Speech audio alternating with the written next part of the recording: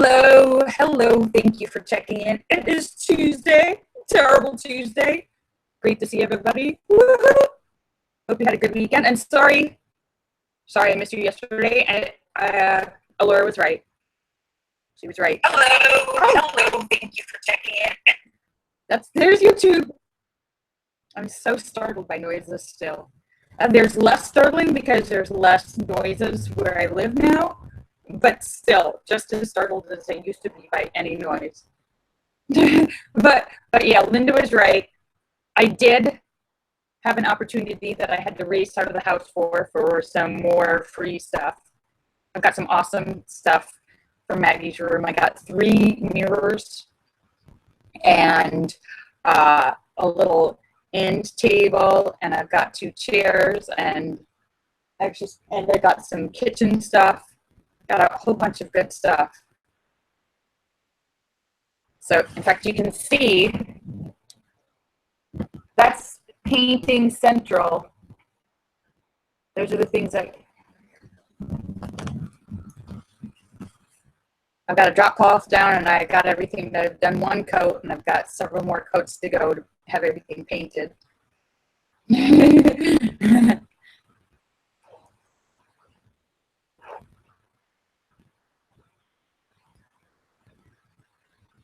So,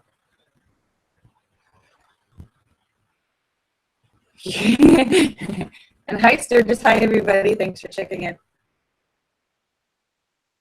Actually, painting out of the regular paint can doesn't really have fumes. Like regular liquid paint that you use a brush for, it doesn't really smell. It's this spray paint that has, because of the propellant and the spray, that has a smell. In fact, that has a smell that goes up into your neighbor's house, which I found out they're like, was somebody painting down there? Apparently the smell went out the window and up into there. So I was like, oh, sorry. Sturgis guy says the video and audio are really choppy. Oh gosh, I don't know. It looks fine on where I am. Allura said that too. Okay, everybody's getting bad video and sound today. I have no idea. It must be the internet. But my computer, I've got it sitting on a chair here, and it's like a soft cushion, and it gets really hot underneath. I need to put something under it so that, 1 second.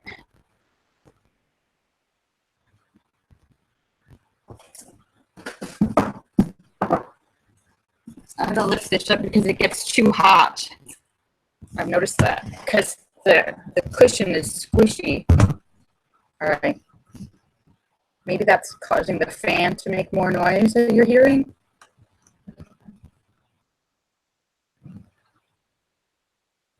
When the little table is too tall, the chair is just right. So if I sit on the floor,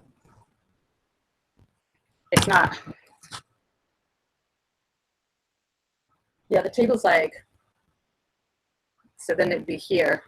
I don't have to. I sit on a chair because then the table's too short. Because I want the computer to be like eye level.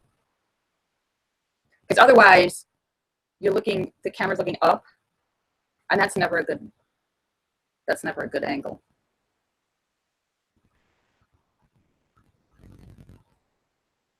Yeah, so I always put something under the computer to lift it up. Even when I was at my desk, I'd put something on to lift it up. So the computer's like that. The camera, you want the camera, whenever you're filming, you want the camera to be closer to eye level. So you get it straight on. The same way, if you're talking to somebody, you have an eye level view. But what a lot of people, when they're talking on their computer, they have the camera down and they're above it, and you get this like, it's not a good look. So I try to keep it normal eye level, like in conversation, instead of like up your nose.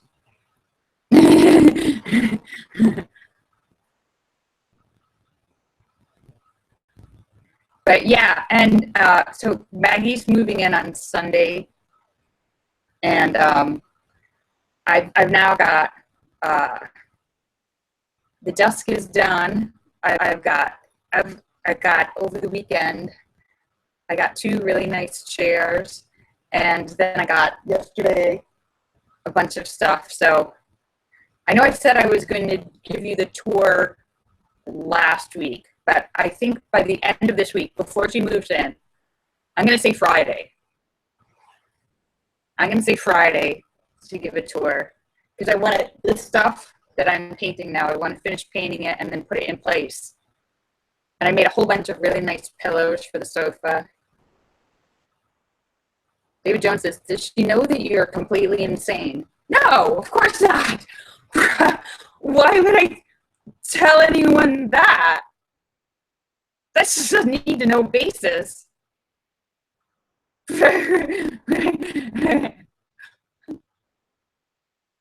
Hopefully it'll take her a little while to figure that out, you know, because she works during the day and she's gone. So it might take her a month or so or a week to figure that out. But but it'll be too late. Jesus says, I like my women a little crazy. Thank you, Jesus. Oh, Jesus. I watched some of your show, your live show that you put on Facebook at his last gig, his live show, performing with his band. Yeah, if anyone who hasn't seen it, Jesus put it on his Facebook. It's I forget what his Facebook is if he's not on your Facebook, but it was him singing, him and his band singing with his long beard. But you weren't wearing the 70s costume that I requested, Jesus. You didn't. I thought you were going to have on the platform shoes and the whole Saturday Night Fever outfit. Apparently that look doesn't work as well with his rock and roll image.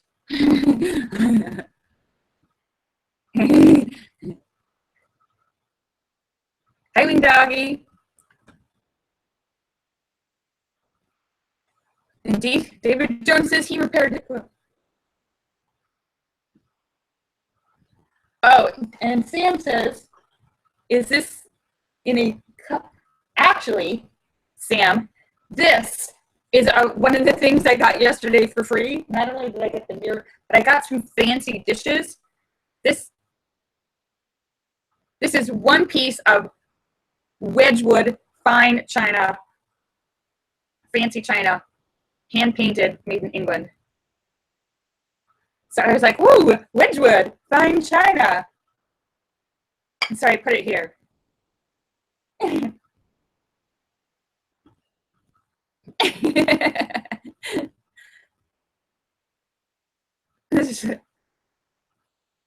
Because yeah, why not?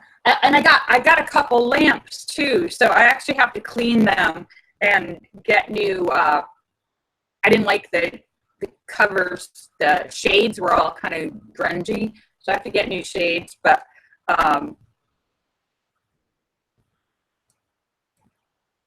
David Jones says, ask your roommate what china is called in China.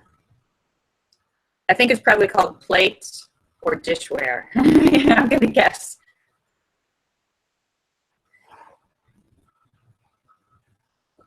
Because technically, when you call your fine china, it's actually kind of like an abbreviation. It's not.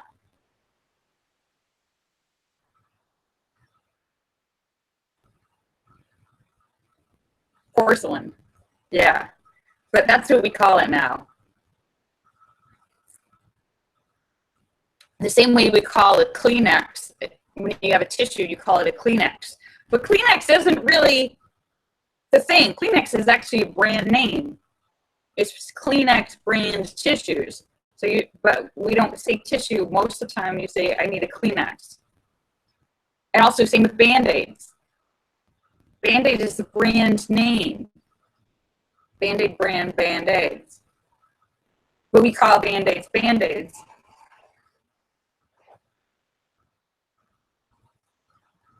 Yeah, and Scotch tape, another that. In fact, those companies are in danger of their trademark brand names becoming public domain because their brand name has become so ubiquitous and so commonplace as the definition of the item that they've lost their brand name. That's why you hear, when you hear a commercial that says Kleenex brand tissues and Band-Aid brand Band-Aids, they're specifying that. And other companies can't call their face tissues or nose tissues, they can't call them Kleenexes. They have to call them tissues or something else. So because their brand name has lost. So, but anyhow, I digress. I don't even know how I got on this subject or whether I started talking about something different. But so yeah, I got a bunch of free stuff. And yeah, so Maggie's going to be so excited because she's going to be moving into this whole beautiful little place now. A few weeks ago when I first met her and she said she was going to move in, there was like nothing in the room, and now it's fully furnished and it's going to be really nice. Porcelain, yeah. Oh yeah, so it's a candle. It's an orange vanilla candle.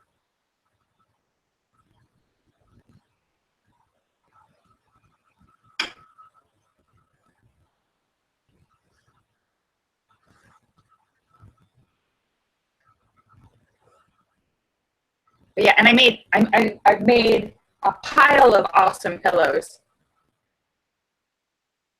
Do you want me to? I'll show you what I was.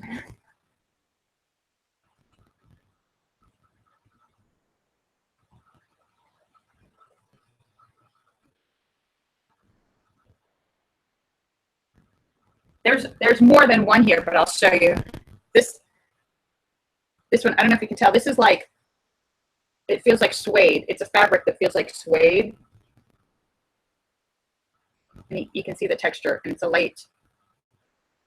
really light tan. And here, this is cream with little flecks of beige.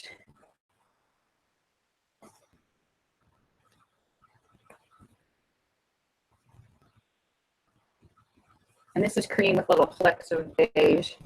So these are all, I made these for Maggie's.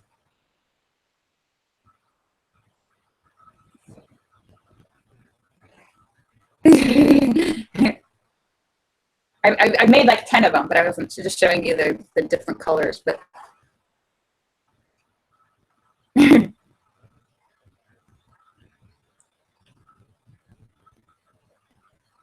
David Jones has California.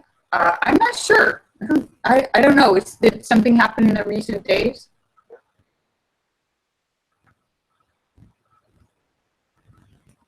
Thank you, Tesis.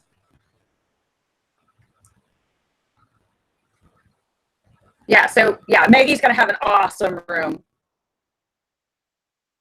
It's not, because it's not just a room, it's a home. That's what she said she liked about it. Not just a room, it's a home. You're moving into your home.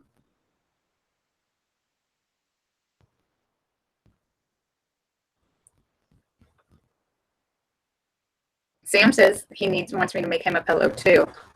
Sam, I'll make you a pillow. I'll make you a little pillow.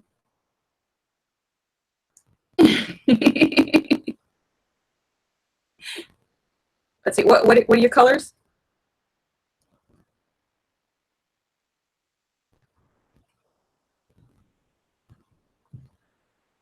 Tisa says, do you have room for me when I come to visit? Well, Tisa's, we're going to have to get an air mattress for that.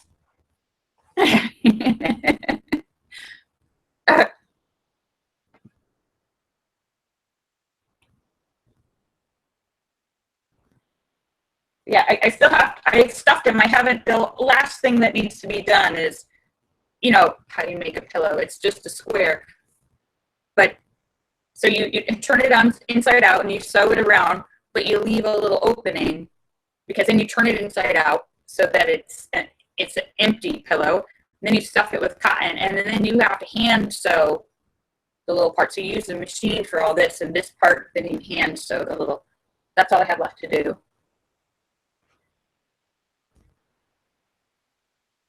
Jesus is what I tuck them in.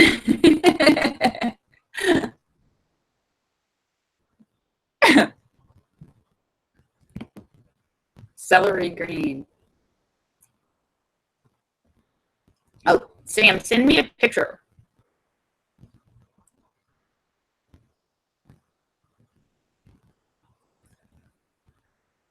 Of the whole thing. Send me a picture of the whole thing.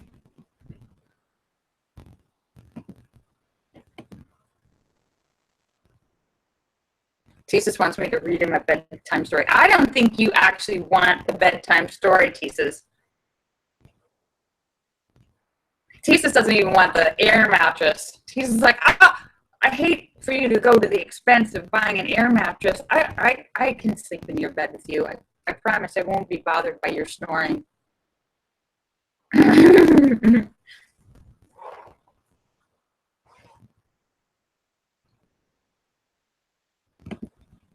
Oh. You need it. Well, Sam, you'll have to buy your own pillow for sleeping. I'll make you a decorative one. Sam, they sell them at the 99-cent store.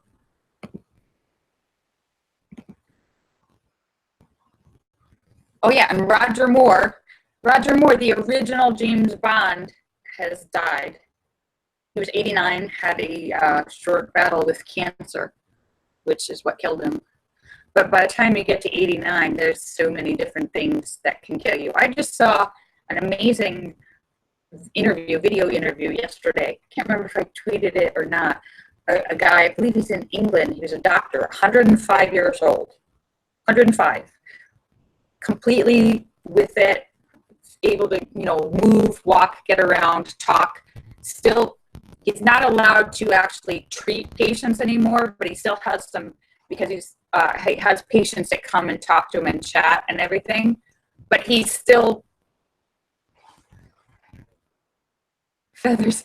Well, Sam, you'll have to buy your own sleeping pillow because, first of all, your sleeping pillow it's very personal and particular too. Some people like really soft, some people like really hard, different what size you like. Like everybody has a specific what they like, what it's made out of. Do you want polyester fiber fill? Do you want down feathers? So yeah, I'll leave the sleeping pillow to you, but I'll make you a decorative pillow. Oh, David Jones says there were 2 before Roger Moore. Really? Who? Wait, I thought Sean Connery was second. Sean Connery was first and then Roger Moore?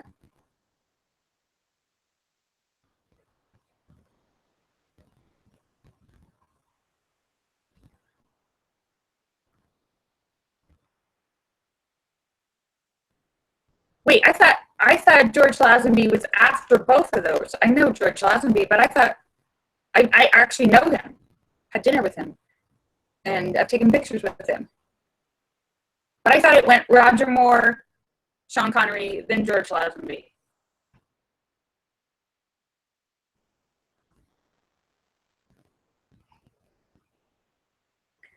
All right, who knows the official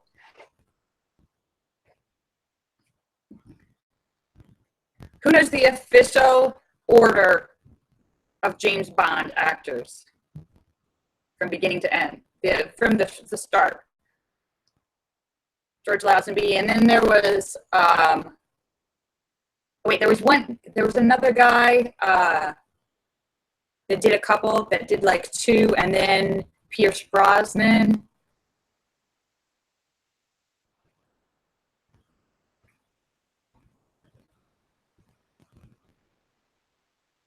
Timothy Dalton, yeah. I didn't like him. He's not James Bond. Nobody liked. Did anyone like Timothy Dalton? Yeah. David Jones says no one liked him. Yeah. and George only did one. And he told me the story about that. Did I tell you that? Have I told you the story of George Lazenby and why he only did one? I have it straight from his mouth. He told me the whole story.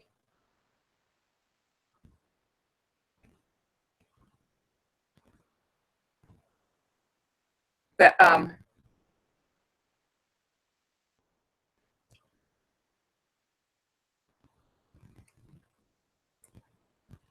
no, David Jones says he married Diana Rigg and she died in the film. No, that wasn't it.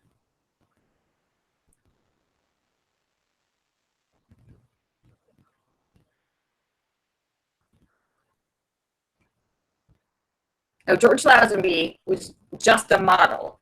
He wasn't an actor. He was just a model in England. You know, like, and he got this audition because he's actually Australian, not English. But he's tall and kind of handsome, and he's got the jaw and that kind of James Bond look. And so he was just a model, and he'd never auditioned for anything. He'd never been an actor. Sam says he read the whole account. Well, I don't know if, I'm going to tell you what he told me in person. I don't know if that matches up with what he may have said in interviews or not. I'm going to guess that what he said in interviews, if there's a difference, what he told me was the truth.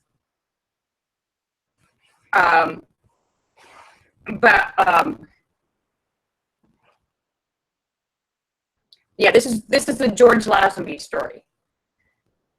So, and so he got these auditions, and he did the first one, and he was just like, he didn't think he was going to get it. So he totally was like, what the hell? And surprisingly, they called him back, and he was like, oh gosh, that's a shock. And the whole audition process, I think you said it was like 6 months of like several auditions where they saw a whole bunch of people and they kept narrowing it down. And he hadn't really given it that much thought, but then he started like really focusing on it and working on it and having people help and coach him for the audition. And he ended up getting the part, surprisingly.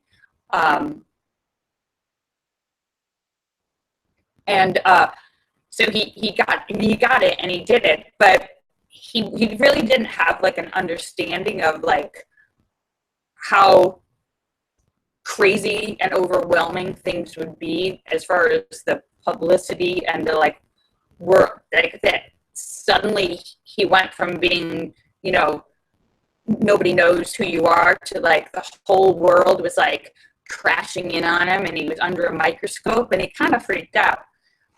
It got like too much for him and he just wanted to like, he needed to like run away. And so he got a boat and he literally went around the world. He spent a year on his boat. He fled. He basically got freaked out by everything and it was just so much at once that he got freaked out. He said, no, that's it. I don't want to do another one. I don't want to do another one. I want to just go on my boat and be alone. And they're like, you don't want to do this. But he was young. He was like, you know, early 20s or something. And hey, Sam. Hi, Joe Barney. So he wasn't really thinking that much about the future. He just kind of got freaked out by it was so overnight and so overwhelming that he spent a year in a boat and then he came back after the year and had kind of burned a lot of bridges and pissed people off. So a lot of people didn't want to hire him after that. And it didn't get such good reviews and all of that stuff, all of the press and good press, bad press, all of that stuff had freaked him out. So he left it because there was a lot of criticism and comparison, and it was a lot for somebody to kind of like take in. And he had thought that other things would just come as easily, and he got back and he'd burned so many bridges, and he was just wasn't really an actor. He'd come from being a model, and he didn't realize how hard it would be. And he was surprised and frustrated to find out that everything after that was much harder. People didn't want to hire him after that. And in retrospect, looking back, he's like, that was a dumb thing to do. I shouldn't have done that. He said, he wishes he hadn't, but he was too young and immature and inexperienced kind of at the time, and made the wrong decision, basically. But that's the real story. I don't know if that's what he said in any interviews, but that's the real story.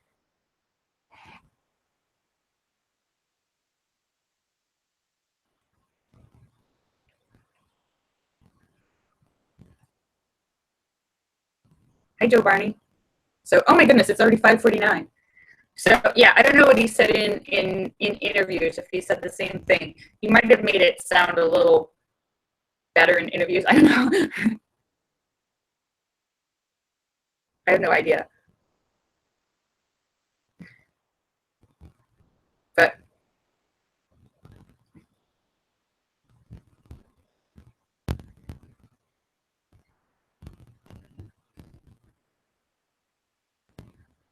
which model? That was the George Lazenby story.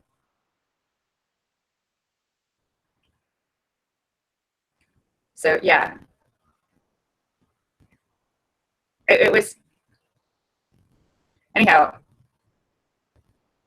I am just about to sign off. And Joe Barney, so good to see you. Oh yeah, that was before and after. Yeah, he also told me about before, and even when he came back, that was like the 70s, and things in England were a little crazy back then. So there, he told me about orgies, and it was a wild, crazy time. It was before people worried about sexually transmitted diseases and AIDS and stuff. So it was the 70s, and it was like the kind of like free love era. So there were wild and crazy, like literal gigantic, huge, like hundreds of people orgies that George Lazenby told me he went to with people. The 70s was a crazy time, I guess. Yeah, now we think about that, we're like, ew, but it was just a crazy time, I guess, in history.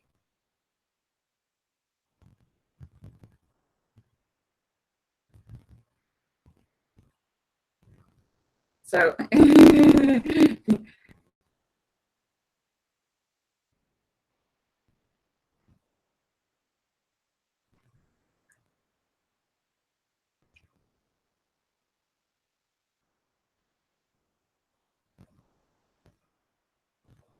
so anyhow, I am just about to sign off, but I wanted, well, Laura, the 70s, wait, weren't you born like 1950, 51? 51, yeah. Oh, Lori, you were old enough for orgies. So I went 51, 61, 71. You would have been 20. You were plenty old enough for orgies, Laura. I think you're already married, though. And you weren't of that disposition, too. I don't think you would have ever been interested, no matter what age, Laura. Not everybody's interested in that. So, all right, I am just about.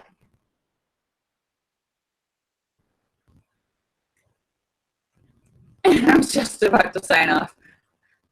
But I want to thank you for coming to see me because you're awesome. I will be back tomorrow at 5:15 for hump day. All right. Kisses for everybody. Bye. I love you all.